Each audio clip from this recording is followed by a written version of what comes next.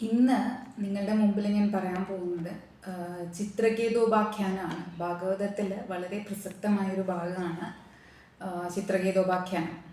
അപ്പോൾ ചിത്രകേതു എന്ന് പറയുന്ന രാജാവിന് കുഞ്ഞുങ്ങളില്ലാതെ വിഷമിച്ചിട്ട് അതിനുശേഷം വളരെ പ്രാർത്ഥനയുടെയും എന്താ പറയുക കാത്തിരിപ്പിൻ്റെ ഫലമായിട്ട് ഒരു മകൻ ഉണ്ടാവുകയാണ്. അപ്പം ആ മകനെ നല്ലോണം ലാളിച്ച് വളർത്തുകയാണ്. അപ്പോൾ കുറേ നാൾ കഴിയുമ്പോൾ ഈ കുട്ടി മരിച്ചു കഴിയുമ്പോൾ മകൻ മരിച്ച ആ പുത്രദുഃഖത്തിൽ വല്ലാണ്ട് വിഷമിച്ച് കരയുകയാണ് ചിത്രകേതു. പൊട്ടി കരയാണ്. ആർക്കും സമാധാനപ്പെടുത്താൻ പറ്റുന്നില്ല ചിത്രകേതുവിനെ. അപ്പം കാരണം അത്രത്തോളം അറ്റാച്ച്മെൻ്റാണ് തൻ്റെ കുട്ടിയോട് അല്ലെങ്കിൽ തൻ്റെ മകനോട്.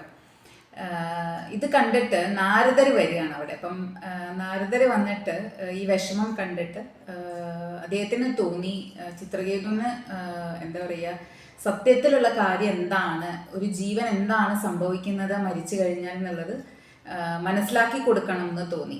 അപ്പം അങ്ങനെയാണ് നാരദര് ഈ ശരീരത്തിൻ്റെ ഉള്ളിലുണ്ടായിരുന്ന ഇദ്ദേഹം മകൻ എന്ന് വിളിച്ചിട്ടുണ്ടായിരുന്നില്ലേ, ആ ശരീരത്തിലുണ്ടായിരുന്ന ആ ജീവന് തിരിച്ചു കൊണ്ടുവരികയാണ് നാരദര്. കൊണ്ടുവന്നിട്ട് ഇദ്ദേഹത്തിൻ്റെ മുമ്പിൽ നിർത്തിയിട്ട് ഈ ജീവനോട് പറയുകയാണ്, നോക്കൂ നിന്റെ അച്ഛൻ ഇതാ നിന്നെ നഷ്ടപ്പെട്ടതോർത്ത് കരയാണ് എന്ന് ചിത്രകേതു മഹാരാജാവിനെ നോക്കിയിട്ട് പറയുകയാണ് നാരദര്.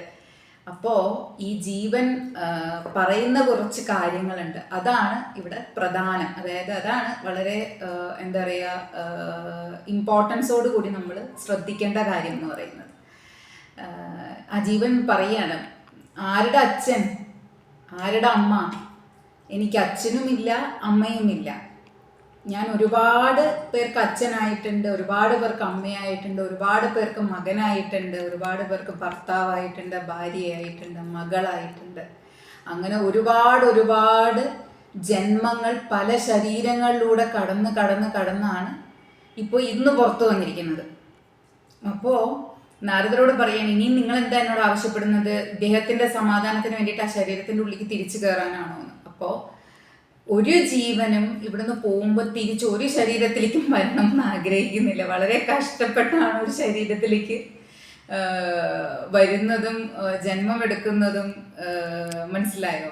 പക്ഷേ അതുകൊണ്ടാണ് പറയുന്നത്, നമ്മൾ മരിക്കുന്ന സമയത്ത് ഒരാളുടെ മരണം കണ്ടു കഴിഞ്ഞാൽ പൊട്ടി കരയല്ല വേണ്ടത്, പ്രാർത്ഥിക്കുകയാണ് വേണ്ടത്. ആ ജീവൻ മോക്ഷം പ്രാപിക്കാൻ വേണ്ടിയിട്ട് അത് പറയുക, മനസ്സിലായോ?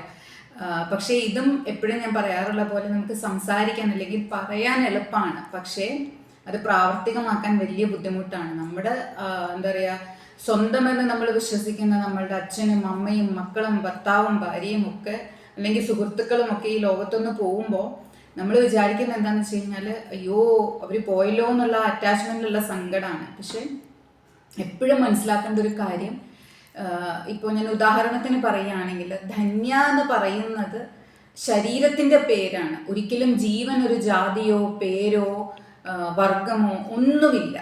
ജീവൻ ഇതിൽ നിന്നൊക്കെ വ്യത്യസ്തമായിട്ട്, ജീവൻ ഇതിൽ നിന്നൊക്കെ വേറിട്ട് നിൽക്കുന്ന ഒന്നാണ്. അത് നമ്മൾ മനസ്സിലാക്കണം. അപ്പോൾ നമ്മളുടെ ശരീരത്തിനാണ് പേരുകളുള്ളത്, ശരീരത്തിനാണ് ജാതിയും മതവും ഒക്കെ ഉള്ളത്.